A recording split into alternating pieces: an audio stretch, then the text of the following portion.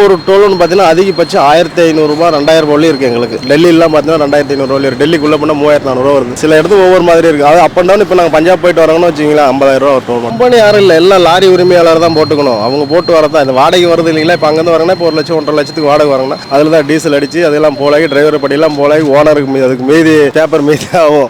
ஏதோ வண்டி ஒரு புது வண்டி பெரிய பெரிய ஓனர்லாம் 10 வண்டி 20 வண்டி வச்சிருக்கவங்க என்ன பண்றாங்கன்னா ஒரு 2 வண்டி 3 வண்டி ஐடியல் ஓடிட்டு இருக்கும். ஃபைனான்ஸ் டியூ இல்லாம பெரிய ஓனரும் சமாளிச்சுக்கிறாங்க. ஒரு வண்டி போட்டு டிரைவருங்களாம் ஓட்டுறதுலாம் கஷ்டம், ரொம்ப கஷ்டம். நான் ஒத்த வண்டி வச்சிருக்கேன். நான் வண்டி போட்டு 2 வருஷம் அந்த டியூவே கட்ட முடியாது இருக்கிற நிலைமை. ஒரு டியூ பெண்டிங்ல இருக்கு. நாளைக்கு 10ஆம் தேதி டியூ வந்துருச்சு. புரியல எப்படி கட்டுறதுன்னு. ஓனர் ஆன முன்னாடி நான் ஒரு வண்டி போட்டு 2 வருஷம் ஆகுது. அதோட கஷ்டம் எனக்கு இன்னைக்கு தெரியுது. இருக்கிறவங்களையும் செய்வோன்றதான ஒழிய மற்றபடி லாபம்ன்றதுல ஒன்று. எந்த டிரைவரும் முன்னேறி யாருன்னா பாத்துருக்கீங்களா? டிரைவரும் முன்னேறி நல்லா இருக்காங்க, நான் லாரியில் ஓட்டி சம்பாரிச்சேன் அப்படின்ட்டு. ஓனருங்களுமே சில ஓனருங்க அதாவது பூர்வீக சொத்து, அதாவது பழைய பணம் இருக்குது, அந்த பணத்தை கணக்காடுறது லாரியில் போடுறது, அதை வச்சு அவங்க ரன் பண்ணலாம். இந்த வாங்குற ஒத்த வண்டிக்காரெல்லாம் என்ன பண்ணாலும் வேலை வருதுண்ணா.